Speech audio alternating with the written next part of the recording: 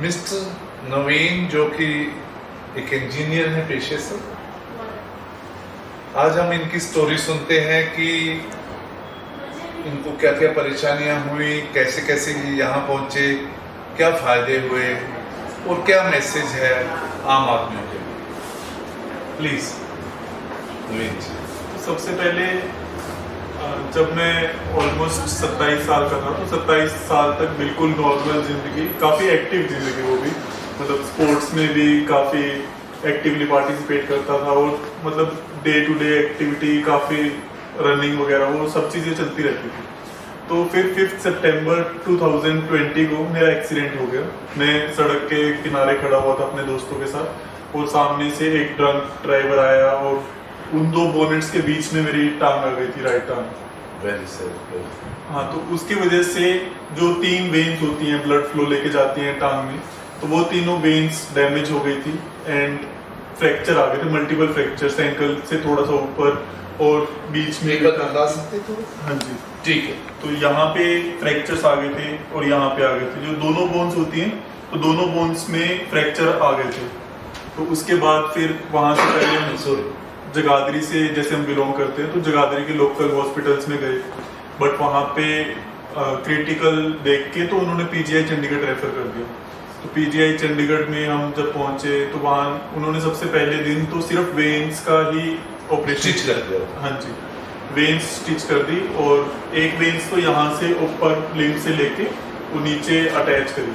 ठीक है, तो वेन्स मेरी तीनों मतलब स्टिच हो गई, बट वो ऑब्वियसली लोकेशंस उनकी थोड़ी अलग हो जाती है।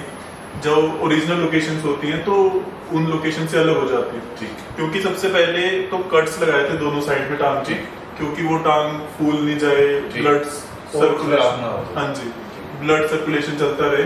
ठीक। तो उसके लिए उन्होंने पहले दोनों कट्स लगा दिए थे दोनों साइड के टांग के। ठीक। एंड फिर उसके बाद भगवान की कृपा से मतलब हमारा वेन्स वाला इशू रिजॉल्व हो गया। तो उसके बाद मतलब प्लास्टिक सर्जरीज हुई, तो उन्होंने यहाँ से दोनों घुटनों के ऊपर से मांस लेके उनको फिर जो यहाँ पे कट्स लगाए थे टांग के पास में, वो कट्स फिर उन्होंने बंद करे, स्टिच करे और हाँ जी।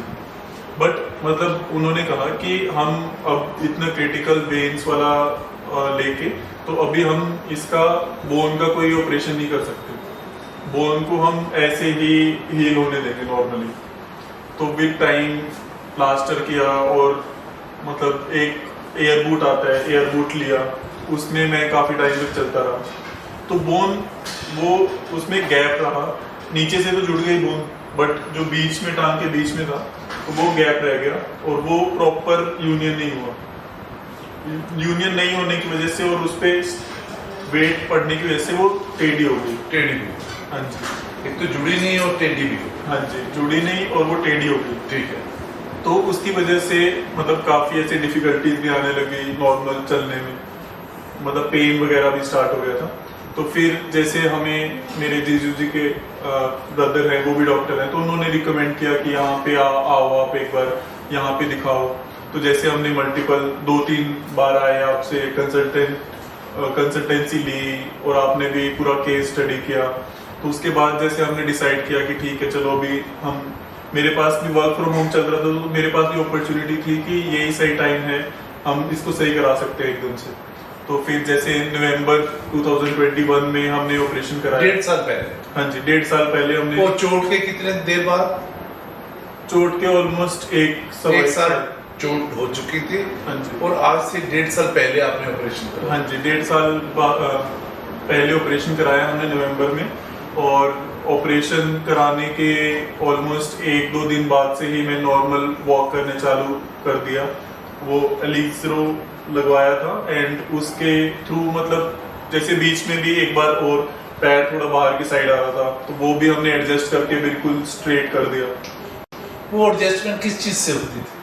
वो मतलब कंप्यूटराइज्ड एडजस्टमेंट होती थी कि कंप्यूटर से हम पूरा चार्ट निकालते थे कि कौन सी रोड कितने सेंटीमीटर की होनी चाहिए, कहाँ पे कितना एडजस्टमेंट करना है, तो वो सब कंप्यूटराइज्ड रीडिंग्स होती थी और उसके अकॉर्डिंग वो टांग का स्ट्रक्चर और शेप और लेंथ हम कम ज़्यादा कर सकते थे। ठीक है। और बोन को यूनियन में भी हेल्प हाँ जी, बोन को यूनियन में भी हेल्प करी, जैसे आगे कट लगाया था एक, और वहाँ से फिर वो उसमें बोन की यूनियन धीरे धीरे स्टार्ट हो गई।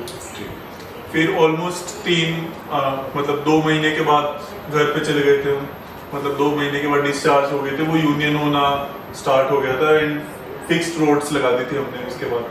तो उसके बाद से जैसे हम धीरे धीरे आते रहे एंड यूजुअल मतलब मंथली चेकअप्स के लिए आते थे, तो आई थिंक 5-6 महीने के बाद हमने वो भी रिमूव करके प्लास्टर कर दिया था, जब वो यूनियन हो गई पूरी की पूरी।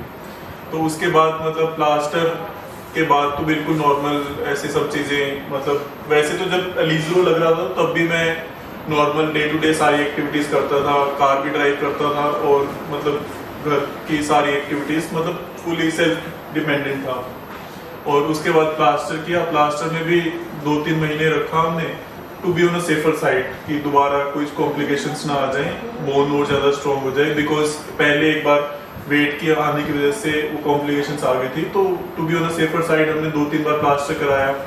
और प्लास्टर कराने के बाद अभी जैसे यूजुअली मैं तो नॉर्मली ऐसे वो वॉक करता हूँ, बट हाँ काफ़ी ज़्यादा जैसे जिम वगैरह जाता हूँ, तो जिम वगैरह जाने के लिए मैंने एक AFO बना रखा है, तो वो उसको पहन के मैं जिम वगैरह अभी तो नॉर्मल सब चीज़ें करना चालू कर दी है, इंक्लूडिंग स्टेयर्स पे चढ़ना उतरना या फिर इंक्लाइन सर्फेसिस पे चढ़ना उतरना। तो सब चीज़ों में बिल्कुल मतलब 100% आराम से चीज़ें हो जाती है पूरी की पूरी।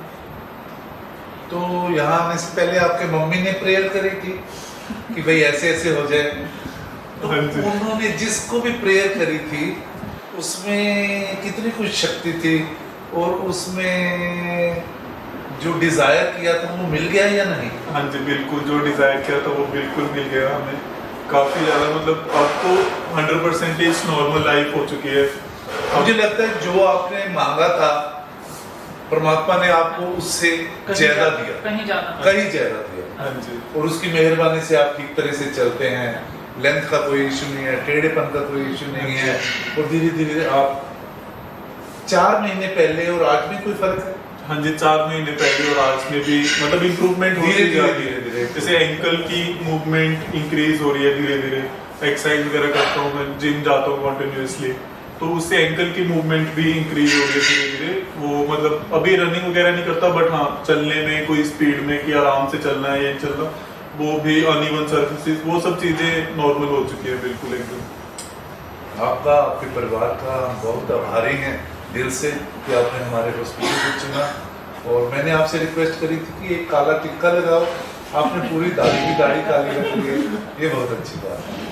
नहीं बिल्कुल, मतलब हम भी आपके काफ़ी आभारी हैं। एक तो जैसे सबसे पहले जो आपने इनिशिएटिव्स लिए, पूरा केस स्टडी किया कि क्या क्या कॉम्प्लिकेशंस आ सकती हैं, वो हमें भी समझाई, और फिर मतलब पूरा स्टडी करके केस स्टडी करके जब आपने ऑपरेशंस किया उसके बाद भी रेगुलर चेकअप्स होते रहे, तो उससे खुद पे भी एक ट्रस्ट आता है कि हाँ जब डॉक्टर इतना इनिशिएटिव ले रहा है तो मतलब हम हो जाएंगे ठीक।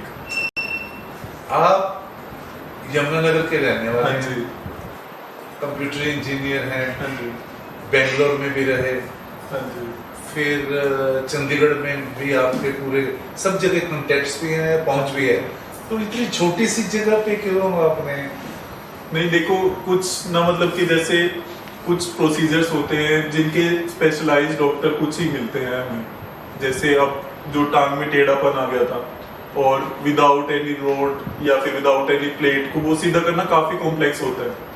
तो जैसे मेरे जीजू जी के बड़े भाई डॉक्टर हैं, तो उन्होंने खुद से ये सारी डॉक्टर फेटर्निटी में पता किया कि कौन से बेस्ट डॉक्टर्स हैं हमारे पास जो पूरे इंडिया में इस टाइप का ट्रीटमेंट कर सकते हैं, तो फिर आपका नाम आया, तो इसीलिए हम यहाँ पे आए हैं एज कम्पेयर टू कोई भी बड़े हॉस्पिटल्स में जाने के बजाय। ऐसे हमने चेकअप तो ऑलमोस्ट चंडीगढ़ के सब बड़े हॉस्पिटल्स में भी कराया है, दिल्ली में भी कराया है, तो बट मतलब वो होता है ना एक बार कि पूरा माइंड फिक्स कर लो कि हाँ यहाँ से हमें सबसे ज़्यादा बेटर ट्रीटमेंट लग रहा है और जो रिक्वायरमेंट है उसके अकॉर्डिंग सबसे सूटेबल ट्रीटमेंट कौन सा है, तो वो हमें यहीं पे मिला।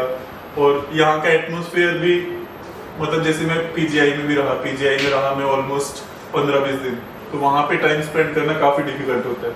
और यहाँ पे घर जैसा एटमोसफेयर रहता है, सब लोग काफ़ी इंटरेक्टिव रहते हैं, तो यहाँ पे टाइम स्पेंड करना काफी इजी था, मतलब वो घर वाला एनवायरनमेंट ही लगता है पूरा का पूरा।